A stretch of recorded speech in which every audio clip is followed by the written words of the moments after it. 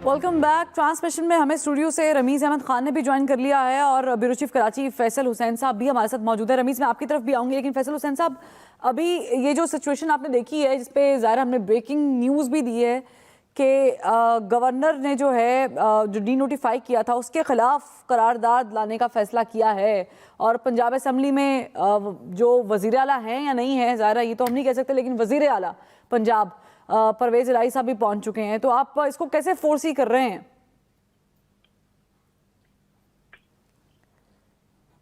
रवायतें कायम हो रही हैं। अगर ये रवायत कायम हो गई और इसको तकवीत मिली तो फिर ये काम जो है सदर पाकिस्तान भी करना शुरू कर देंगे। अब तो इस बात की ज़रूरत नहीं ना, फिर आप आइन में तशरीह करते रहें कि सदर पाकिस्तान को इस बात का इख्तियार है या नहीं है।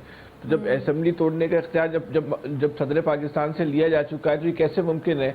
अच्छा, वज़ीर आला को डी नोटिफाई कर दें या असेंबलियों को मुअत्तल कर दें, अब इस पर तो आप डिबेट कर सकते हैं। बारीक सी लकीर का ही फ़र्क है ना। बुनियादी मकसद तो असेंबलियों को जो है वो मुअत्तल करना, गैर फाल बनाना है ना, उनकी अफादियत को ख़त्म करना है। अगर ये काम जो है फिर सदर मुमलिकत जो वो शुरू कर दे तो ये जो रिवायत कायम होगी तो ये अच्छी रिवायत नहीं होगी। मुल्क जो है उसकी कीमत जो है अदा करेगा। इस वक्त मुल्क के जो माशी मसाइल हैं, जो इस वक्त एक आम आदमी जिन मसाइल को फेस कर रहा है, हुकूमत जो है उस पर तवज्जो दे। एक अजीब व गरीब मामला चल रहा है, अजीब व गरीब मामला, इंसानी अकल से मामला। मैं आपकी तरफ यहीं से हम कंटिन्यू करेंगे। सिद्दीक साहब ने हमारे कानूनन में ज्वाइन किया। सिद्दीक साहब, ये जो कानूनी पेचीदगियां हैं अभी ज़ाहिर कोर्ट में चली गई हैं, कोर्ट ने इसकी तशरीह करनी है।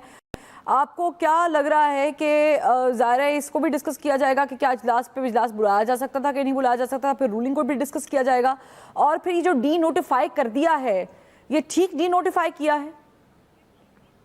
अब देखें, एक बात तो समझ लें, हम सबको समझ आ जानी चाहिए कि इस वक्त हालात ये हैं कि ये बुनियादी तौर पर गैर कानूनी और गैर आइनी हालात और वाक़यात चल रहे हैं। गवर्नर ने, देखिए, सबसे पहली बात तो बड़ी वाज़ेह तौर पर है कि गवर्नर को इख्तियार नहीं है डी नोटिफाई करना। असेंबली बैठी नहीं, असेंबली ने एतमाद या अदम एतमाद यानी एतमाद के वोट के वाले से वोटिंग ही नहीं की। जब वोटिंग ही नहीं की है तो वो गवर्नर कैसे डी नोटिफाई कर सकते हैं? और मंजूर भट्टो केस की रोशनी में आपको टाइम देना था, पहली तो बात है। अगर करना था तो टाइम देना है, दिन में 10 दिन चाहिए। अच्छा, फिर यही नहीं है, फिर आपको समझना है कि आर्टिकल 130 सब आर्टिकल 7 के तहत क्या करना है।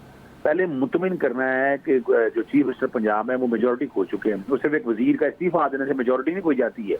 MPA और अगर मिसाल के तौर पर फॉरवर्ड ब्लॉक अगर बन गया तो फिर तो बात समझ में आती है। तो ये हालात और वाकई। और फिर दूसरा, एक इजलास गवर्नर ने बुलाया हुआ है, 41वां इजलास, तो प्रोग नहीं किया। यहाँ इजलास क्यों बुला सकते हैं? आदम एतमाद की तहरीक आ चुकी है। तो इस वक्त गवर्नर का जितना भी इकदाम है वो बदनीति पर मबनी है। उन्होंने अपना हलफ तोड़ा है, उन्होंने आर्टिकल 4 और 5 की खिलाफ वर्जी की है।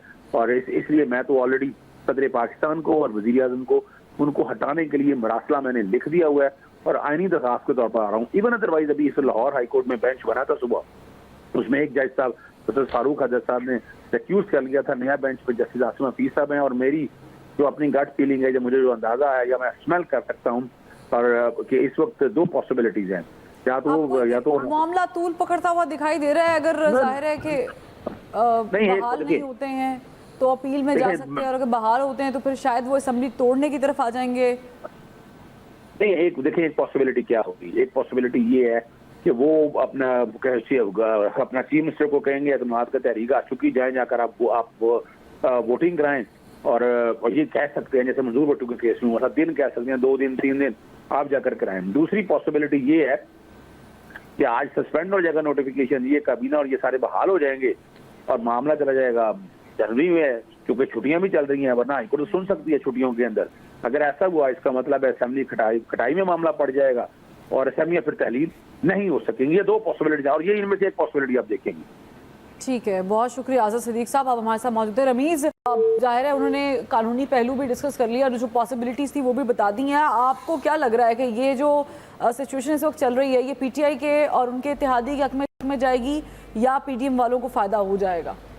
देखिए, इस वक्त मेरा ख्याल है परवेज़ इलाही साहब को अपनी जो मेजॉरिटी है हाउस, वो मेरा ख्याल अभी उसका इंतज़ाम कर लेना चाहिए, क्योंकि अगर कोर्ट फौरी तौर पे कहती है कि चलें इस मामले को वापस असेंबली में ले जाएं और इसके अंदर वोट ऑफ कॉन्फिडेंस करा लें, क्योंकि एक चीज़ तो बहुत वाज़ेह है कि 130 सबसेक्शन 7 जो है वो कोई हद नहीं लगाता, उस पर कोई कंडीशन नहीं लगाता।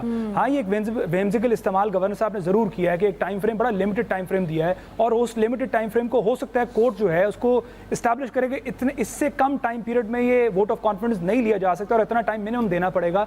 उसके बावजूद ये मुमकिनात में से है कि उनको ये कहा जाए कि आप जाकर वोट ऑफ कॉन्फिडेंस लें, और ये वोट ऑफ नो कॉन्फिडेंस से हो सकता है कि पहले मूव आ जाए। अच्छा, दूसरे नंबर पे कानूनी इसके अंदर एक पहलू ज़रूर है जो आई थिंक किसी कानूनदान से इसमें एक्सप्लेनेशन लेनी पड़ेगी। वो ये है कि अभी जो PMLN है वो अपना वोट ऑफ नो कॉन्फिडेंस वापस विड्रॉ कर चुकी है, कंडीशनली विड्रॉ किया है। अब जो रेजोल्यूशन है आर्टिकल 112 के तहत जो असेंबली इसको गवर्नर साहब को, स्पीकर साहब, वो चीफ मिनिस्टर साहब लिखेंगे, उसके अंदर जो सिर्फ एक कंडीशन है, प्री कंडीशन है, वो ये है कि उसके खिलाफ नो कॉन्फिडेंस ना हो।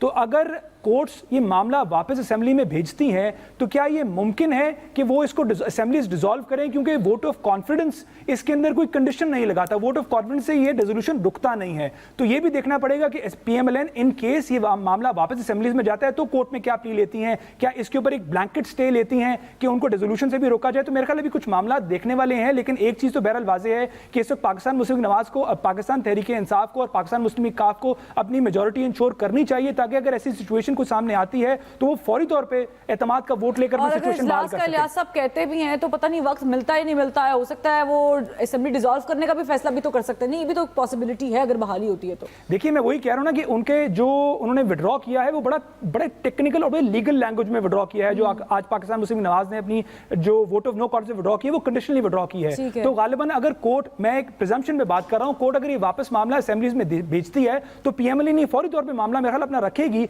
कि हमारी जो वो रिक्वेस्ट है उसको भी फ्लक्चुएस कंसीडर किया जाए या उसको भी नल नोट कंसीडर किया जाए। और हमारा आप इसको कैसे देख रहे हैं, अब ये मामले को आप कैसे देख रहे हैं कि क्या ये वाकईतन इससे फायदा हो जाएगा PDM को, या कोर्ट कहेगी कि जाए असेंबली में जाएं और वोट ले लें, एतमाद का वोट ले लें? देखिए जी, अभी फुल बेंच बन गया अब दोबारा, तो जस्टिस आसिम हफीज़ आ गए उसमें, फारूक हैदर साहब की जगह, तो वो जस्टिस की जगह वो ये अब देखिए मामला ना, इसमें जो फैसला करते हैं, अगर यहाँ इसको सस्पेंड कर देते हैं जो फैसला किया है इन्होंने गवर्नर साहब के ऑर्डर को, या फिर आगे छुट्टियाँ चली जाएंगी और ये पेंडिंग चलेगा, फिर असम्बलियाँ नहीं टूट सकेंगी और ये काम इसी तरह चलेगा।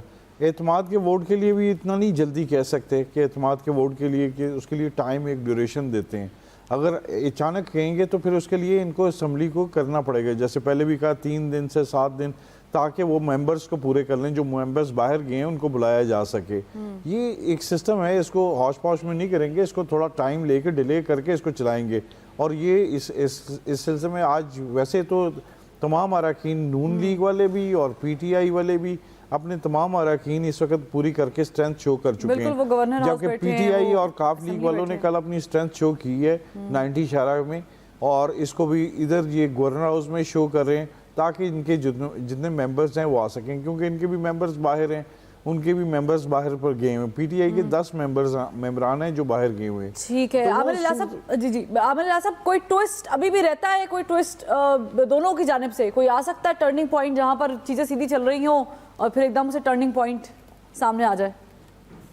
नहीं, वो मौजों का इंतजार नहीं करना चाहिए। जहाँ पे सब लोग सिंह फंसा के बैठे हुए हों वहाँ अब अदालत का फैसले का इंतजार करना चाहिए लोगों को। बराह रास्त जंग में देखें ना, PMLN ने तो सिर्फ असम्बली को रोकने के लिए ये कार्रवाई की थी, और बज़ाहिर PTI और PMLQ ने फैसला किया कि नहीं हम नहीं मानेंगे, मान भी गए, क्योंकि ये जाहिर है कि उस नोटिफिकेशन के खिलाफ कोर्ट में जब चले गए तो गवर्नर का ऑर्डर तो उन्हीं के बैठे हुए चीफ सेक्रेटरी ने मान लिया था ना, किसी और ने नहीं माना, नोटिफिकेशन कर दिया कैबिनेट विंग ने। अब असल इशू वही है कि लाहौर हाई कोर्ट क्या कहती है।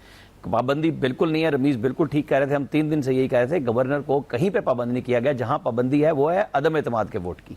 लिहाजा वो मंजूर वट्टू केस, ये सारी कहानियां हम 3 दिन से यही सारी बकड़ मजीद चलती रही और सारे बोलते रहे हैं। इशू वही है कि सबसे पहले दिन से कह रहे थे कि कोर्ट फैसला करेगी। कोर्ट का बेंच, मुझे तो शक है अब भी कहीं बैठने से साथ ही कोई और बेंच के मेंबर ना चले जाएं, क्योंकि बड़ी रवायतें रही हैं यहाँ पे, ये मैं फलां के साथ था, मैं फलां के साथ था, सारे किसी न किसी के साथ काम कर गए हुए होते हैं। एक यहाँ पे बैठे थे, दूसरे लंदन में प्रेस कॉन्फ्रेंस कर रहे थे। ये सारी चीज़ें हमारे जजेस के साथ साथ चल रही होती हैं, उनके भाई अजीज सभी चल रहे होते हैं। अब बड़ा मजा आएगा जब ये कोर्ट में केस सुना जाएगा, क्योंकि इशू यही है कि इस वक्त, अब इलियास साहब ने भी बताया ना कि 10 मेंबर्स नहीं है, 186 तो अगर एतमाद का वोट लेना है तो वो चौधरी परवेज इलाही को लेना है। PMLN के पास तो है ही नहीं ना, उनके पास तो 180 पे जाके ब्रेक लग जाती है। अगर उनको कोई जीतने का चांस है तो वो परवेज इलाही की, काफ लीग की पार्टी की सूरत में है कि वो अपना फैसला करेंगे, वो PTI के साथ नहीं, वो बल्कि जो वफाकी इत्तेहाद है हुकूमत का उसके साथ मिल जाए। वरना तो सुप्रीम कोर्ट ने आयन रीराइट लिखा हुआ है 63A में, जिसकी नजरसानी वो ले नहीं रहे, जो कि उनको लेनी चाहिए, क्योंकि उन्होंने खुद फैसला आइन की शरह करने की बजाय आइन के अंदर एक नई चीज डाल दी हुई है, तो उसको सुप्रीम कोर्ट को सुन लेना चाहिए, क्योंकि ये अभाम उसी दिन से शुरू हुआ है। ये आप और हम सब बहस कर रहे हैं, ये सियासतदान फलाने ढिमकाने, इसमें अदलिया भी शामिल है। इसके अंदर उन लोगों ने एक ऐसा मुतनाज़ा फैसला दिया है जिसके ऊपर हर बंदा उंगली उठा रहा है कि नहीं ये ठीक नहीं है। तो जजेस साहिबान को भी सोचना चाहिए कि लंबे काम लटकाने का फायदा कोई नहीं है। कोर्ट का आएगा उसके बाद ही चीजें होंगी। फैसल साहब मुझे ये बताएं कि अब तो हम ज़ाहिर है सभी इंतजार कर रहे हैं कि ये केस सुना जाएगा, बेंच बन गया है, अल्लाह ना करे ये बेंच दोबारा टूटे, लेकिन ये सुना जाएगा, उसके बाद फैसला आएगा। आप कैसे देख रहे हैं ये मामला? अब लटक जाएगा और वो जो तहलील करने वाला मामला था उससे ऊपर चली गई बात। अब तो जल्द या बदीर इलेक्शन आपको होते हुए दिखाई दे रहे हैं पंजाब में, खास करके तहलील के बाद। नहीं, इलेक्शन तो पता नहीं होते दिखाई दे रहे नहीं दे रहे, लेकिन बात यह है कि अब ये देखें कि अभी से चंद दिन कबल तक यानी कि तहरीक इंसाफ का पूरी कोशिश थी और इसका ऐलान था कि भाई हम जो है वो असेंबलियों से जो है ना इस्तीफा दे देंगे। नून लीग वाले कहते थे भाई फौरन दे दो। इस वक्त क्या है, इस वक्त दोनों की कोशिश ये है कि असेंबलियां भी बरकरार रहे और ये असेंबलियां भी ना टूटे। तो ये इन लोगों की पॉलिसी है क्या? इन लोगों को तो ये रोजाना की बुनियाद पे जो है वो अपनी जो है पॉलिसी बना रहे हैं। अच्छा, फिर दूसरी बात है कि आपने अपने सारे फैसले अगर अदालतों से करवाने हैं तो फिर इन पार्लियामान की ज़रूरत क्या है, इन मुंतखब इदारों की ज़रूरत क्या है? आप तो बिल्कुल जिस तरह स्कूल कॉलेजों में झगड़े नहीं होते थे जिसका कोई न सर होता था ना पैर होता था, ये तो आपकी पार्लियामानी पार्टियों में इंतहाई अहम नौइयत के मामला बिल्कुल उसी तरह जो है लड़ झगड़ के जो है वो शुरू हो रहे हैं, उसी तरह लड़ झगड़ के जो है आप भी समझ रहे हैं कि ये स्कूल के बच्चों से बड़े हैं अभी। और अदालती भी जैसे बड़ा होता है ना, मोहल्ले का बड़ा होता है, उसको सामने रखकर जो है वो मसलों को जो है वो हल करा रही है डंडा हाथ में पकड़ के, और उसको फिर ये अजीब व गरीब मतलब मजाक बना रहे हैं। आप इस वक्त किसी भी आदमी से पूछे ना कि पंजाब में क्या हो रहा है, बोलता मैं पंजाब को छोड़ो, ये बताओ यार ये गुर्बत कैसे खत्म होगी, बिजली के बिल का क्या करना है, पेट्रोल की कीमतों को क्या करना है। ये जो इस वक्त पाकिस्तान के बालादस्त तबके की और तबका अशराफिया की और हुक्मरान तबके की जो लड़ाई हो रही है ना, इस पूरी जंग से एक आम आदमी जो है ना बिल्कुल लाताल्लुक होता चला जा रहा है। जो आम आदमी जो लाताल्लुक हो रहा है वो इस लड़ाई से नहीं हो रहा, फिर आप समझें वो इस निज़ाम से हो रहा है। ठीक है, बहुत हुसैन साहब फिल वक्त ट्रांसमिशन से इजाजत दीजिए। अल्लाह हाफिज।